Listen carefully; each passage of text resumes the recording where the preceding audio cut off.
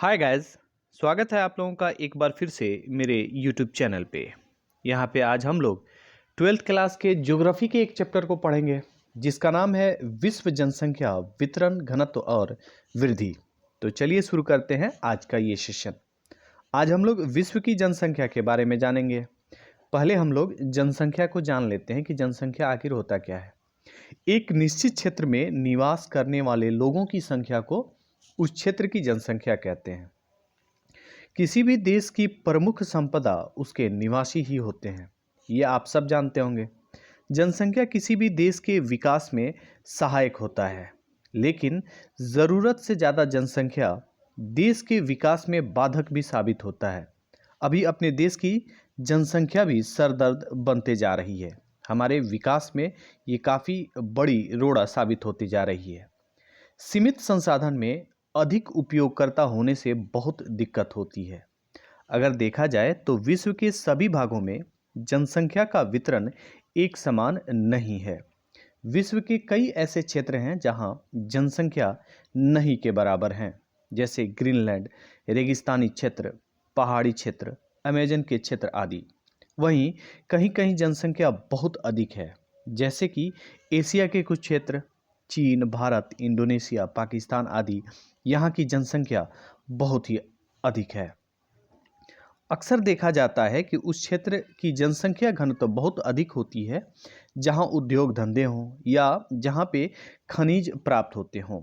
इसके अतिरिक्त जहाँ की भूमि बहुत ज़्यादा उपजाऊ है, यानी कि खेती बहुत अच्छी होती है, वहाँ भी जनसंख्या घनत्व बहुत होती है।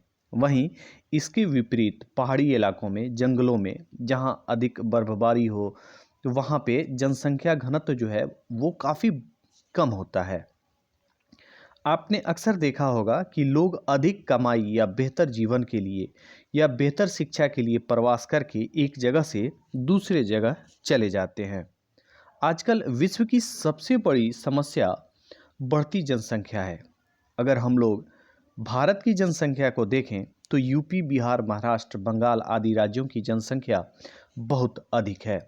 जनसंख्या घनत्व की बात करें तो बिहार का जो जनसंख्या घनत्व है वो काफ़ी अधिक है। भारत में सबसे अधिक जनसंख्या घनत्व बिहार की है। चलिए शुरू करते हैं आज का ऑब्जेक्टिव क्वेश्चन आंसर। पहला क्वेश्चन कहता है, राष्ट्रीय विकास के मार्ग में सबसे बड़ी बाधा किसे माना जाता है? आंसर होगा तेजी से बढ़ने वाली जनसंख्या को राष्ट्र के विकास में सबसे बड़ी बाधा माना जाता है। दूसरा क्वेश्चन है, किस महादेश में विश्व की आधी से अधिक जनसंख्या निवास करती है? आंसर होगा एशिया में। एशिया में विश्व के टॉप 5 जो देश हैं जहाँ की जनसंख्या बहुत है, वहाँ की 4 देश एशिया से ही हैं। चलिए तीसरा क्वेश्चन देखते हैं। यूरोप का भूभाग विश्व के भूभाग के कितने प्रतिशत है? आंसर होगा लगभग 4% ही है वहाँ का क्षेत्रफल, लेकिन वहाँ पे जनसंख्या काफ़ी अधिक रहती है। चौथा क्वेश्चन, जनसंख्या घनत्व कैसे प्राप्त करते हैं? आंसर होगा जनसंख्या घनत्व बराबर निवास करने वाले लोगों की संख्या में भाग दे देते हैं हम लोग भूभाग के क्षेत्रफल से। नेक्स्ट हम लोग क्वेश्चन देखते हैं पांचवा, जनसंख्या प्रतिरूप कैसी प्रक्रिया है? आंसर होगा यह अस्थायी प्रक्रिया नहीं है, इसमें परिवर्तन हमेशा होते रहता है, यह घटते और बढ़ते रहता है।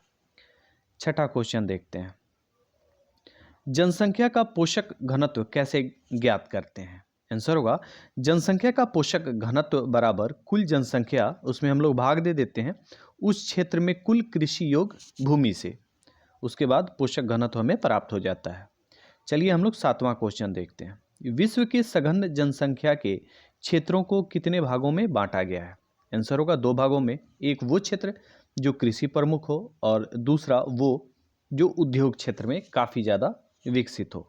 वहाँ पे लोगों की बसने की जो चांसेस हैं बहुत ज़्यादा होती हैं। देहातों से वो लोग उद्योग क्षेत्रों, जहाँ पे उद्योग ज़्यादा होता है वहाँ जाके बस जाते हैं, या जहाँ की भूमि ज़्यादा उपजाऊ हो, जहाँ कृषि आसानी से होता है, वहाँ पे भी लोग पहुँच जाते हैं।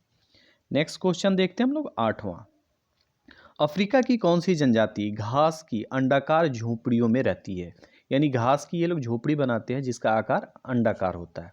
आंसर होगा मसाई जनजाति। नेक्स्ट क्वेश्चन हम लोग देखते हैं 9वां, भारत में पहली बार जनगणना कब हुई थी? आंसर होगा 1872 में हुआ था, लॉर्ड मेयो के समय में। इसमें दादा भाई नौरोजी का बहुत बड़ा योगदान था। नेक्स्ट क्वेश्चन हम लोग देखते हैं 10वां, भारत में हर 10 वर्ष पर जनगणना की शुरुआत किस वर्ष हुई थी? आंसर होगा 1881 में लॉर्ड रिपन के समय में हुई थी। वहीं भारत आज़ादी के बाद 1951 से लगातार अपनी जनसंख्या हर 10 वर्ष के अंतराल पे कराते आ रहा है।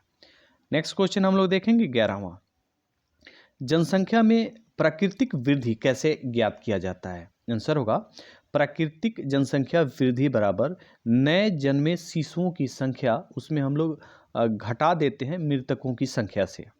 नेक्स्ट क्वेश्चन हम लोग देखते हैं 12वां, जीवन प्रत्याशा किसे कहते हैं?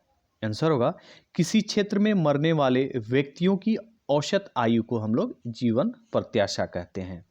नेक्स्ट क्वेश्चन हम लोग देखते हैं 13वां, जन्म दर किसे कहते हैं? आंसर होगा किसी क्षेत्र के 1000 जनसंख्या में किसी वर्ष जन्म लेने वाले बच्चों की संख्या को हम लोग क्या कहते हैं? जन्म दर। नेक्स्ट क्वेश्चन हम लोग देखते हैं 14वां, शिशु मृत्यु दर किसे कहते हैं? आंसर होगा किसी क्षेत्र की प्रति वर्ष प्रति 1000 जनसंख्या में एक वर्ष से कम आयु के शिशुओं में जो मृत्यु होती है उसी को हम लोग मृत्यु दर कहते हैं, शिशु मृत्यु दर। 15वां क्वेश्चन देखते हैं, उत्प्रवास क्या है? आंसर होगा किसी स्थान से लोगों का बाहर जाना उत्प्रवास कहलाता है। उत्प्रवास अंतर्राष्ट्रीय भी होता है और राष्ट्रीय भी होता है। अपने देश में भी लोग एक जगह से दूसरे जगह जाते हैं। जैसे हमारे बिहार को ही ले लीजिए, बिहार के लोग अक्सर पंजाब, दिल्ली, महाराष्ट्र आदि जगहों पे बेहतर रोजगार के लिए जाते रहते हैं। अगला क्वेश्चन देखते हैं 16वां, आप्रवास किसे कहते हैं? आंसर होगा किसी स्थान पर बाहर से लोगों का आना अप्रवास कहलाता है। जैसे कि महाराष्ट्र को अगर देखा जाए तो महाराष्ट्र में बाहर से आने वालों की संख्या बहुत अधिक है। वहीं दिल्ली में भी देखा जाए तो बाहर से लोगों का आना बहुत ज़्यादा होता है। चलिए हम लोग 17वां क्वेश्चन देखते हैं, विश्व की जनसंख्या 1 अरब किस वर्ष हुआ था? आंसर होगा 1850 में विश्व की जनसंख्या 1 अरब हुआ था। 18वां क्वेश्चन देखते हैं, विश्व की जनसंख्या 8 अरब कब पहुंचा? आंसर होगा ये 2012 में 8 अरब विश्व की जनसंख्या पहुंची थी। आज का 19वां क्वेश्चन देखते हैं, प्रजनन दर किसे कहते हैं? आंसर होगा एक स्त्री के द्वारा पैदा होने वाले बच्चों की औसत संख्या को हम लोग प्रजनन दर कहते हैं। नेक्स्ट क्वेश्चन हम लोग देखते हैं 20वां, प्रकृति अपना नियंत्रण स्वयं करती है, यह कथन किसका है? आंसर होगा थॉमस माल्थस ने ये बात कही थी। ऐसा इसलिए उन्होंने कहा था क्योंकि लगातार बढ़ती हुई जनसंख्या से निजात इस धरती को कैसे मिले, उसमें उन्होंने कहा था कि आपदाएं आती हैं, बीमारियां आती हैं, इसी बात पे उन्होंने ये बात कही थी। नेक्स्ट क्वेश्चन हम लोग देखते हैं 21वां, विश्व के किस महादेश में जनसंख्या की वृद्धि सर्वाधिक है? आंसर होगा एशिया में। नेक्स्ट क्वेश्चन हम लोग देखते हैं 22वां, विश्व के किस क्षेत्र में जनसंख्या बहुत कम है? आंसर होगा विषुवत रेखा के क्षेत्र में, ध्रुव प्रदेश आदि में। नेक्स्ट क्वेश्चन हम लोग देखते हैं 23वां, जनसंख्या का प्रतिकर्ष कारक क्या होता है? आंसर होगा पानी का अभाव, बेरोजगारी, महामारी आदि। 24वां क्वेश्चन देखते हैं, विश्व की सर्वाधिक जनसंख्या वाले 5 देश कौन कौन से हैं? आंसर होगा पहला चीन है, दूसरा हमारा भारत है, फिर तीसरा अमेरिका है, चौथा इंडोनेशिया और पांचवा पाकिस्तान है। इस तरह से देखा जाए तो चीन, भारत, इंडोनेशिया और पाकिस्तान, यह 4 जो देश हैं टॉप 5 में, यह एशिया से ही हैं। नेक्स्ट क्वेश्चन हम लोग देखते हैं 25वां, अनुमानतः किस वर्ष भारत की जनसंख्या 2 अरब हो जाएगी? आंसर होगा 2036 तक ऐसा अनुमान लगाया गया है कि भारत की जनसंख्या 2 अरब हो जाएगी। नेक्स्ट क्वेश्चन हम लोग देखते हैं 26वां, किस देश की जनसंख्या बढ़ने के बदले घटती जा रही है? आंसर होगा डेनमार्क और इटली की जनसंख्या बढ़ने के बदले घटती जा रही है। आने वाले दिनों में जापान की जनसंख्या भी घटती ही जाएगी। 27वां क्वेश्चन हम लोग देखते हैं, मानव विकास को प्रोत्साहित करने वाले कारक कौन कौन से हैं? आंसर होगा समशीतोष्ण जलवायु और खनिज की उपलब्धता।